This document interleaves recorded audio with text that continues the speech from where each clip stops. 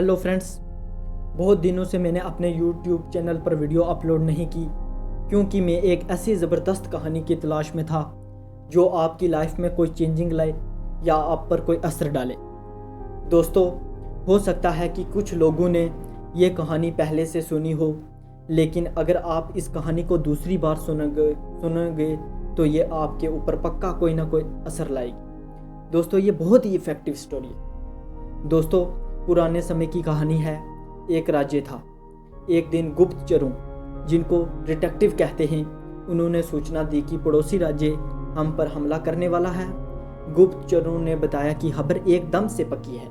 सिर्फ 3 दिनों के अंदर पड़ोसी राज्य अपनी विशाल सेना के साथ हम पर हमला करने वाला है।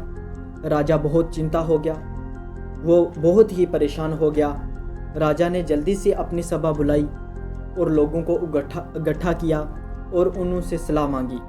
राजा ने कहा, अगर किसी के पास या किसी व्यक्ति के पास कोई ना कोई सलूशन है तो वो मुझे पक्का बताए। राजा के चालाक मंत्री ने कहा, अब जब जान पर बात आ गई है तो इसका एकमात्र उपाय है कि हमें आज ही अभी ही इसी वक्त पड़ोसी राज्य पर हमला कर देना चाहिए। राजा बोला, मंत्री जी, हमारी सेना बहुत छोटी है, हम उनका मुकाबला कैसे कर पाएंगे। मंत्री बोला, पड़ोसी राज्य अभी युद्ध के लिए तैयार नहीं है। अभी उस राज्य पर हमला कर देंगे तो वो संभल नहीं पाएगा और हमारे जीतने के कुछ तो संभावना बनेगी। वो वैसे ही हमें 3 दिन बाद मारने वाले हैं। राजा की बात, जो राजा था उसको ये बात थोड़ी सी अच्छी लग गई। उसने तुरंत अपनी सेना को तैयार किया और जंग के लिए ऐलान कर दिया। वहाँ तक पहुँचने से पहले एक पुल पार करना होता था। एक पुल था, तो जैसे ही वो सेना पुल पार करके उस राज्य में घुस गई तो राजा ने कहा, हम घुस चुके हैं अपने पड़ोसी राज्य में।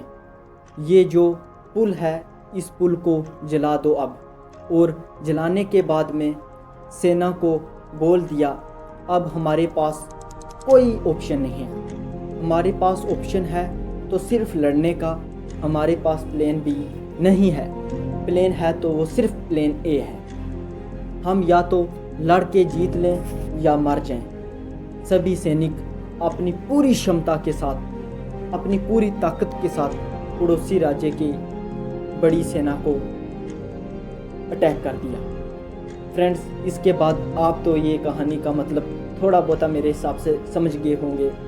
दोस्तों, वो जो उस राजा की सेना थी, उसने उस पड़ोसी अपने राजा, जो कि बहुत ही विशाल सेना थी, उसको हरा दिया। दोस्तों, यहाँ से इस कहानी का एक मैसेज है। आप अगर नहीं समझे तो मैं आपको बता दूँ कि अगर हमारे पास सिर्फ एक ऑप्शन हो या सिर्फ एक प्लान हो तो उसका पूरा होने के 100% चांस होते हैं।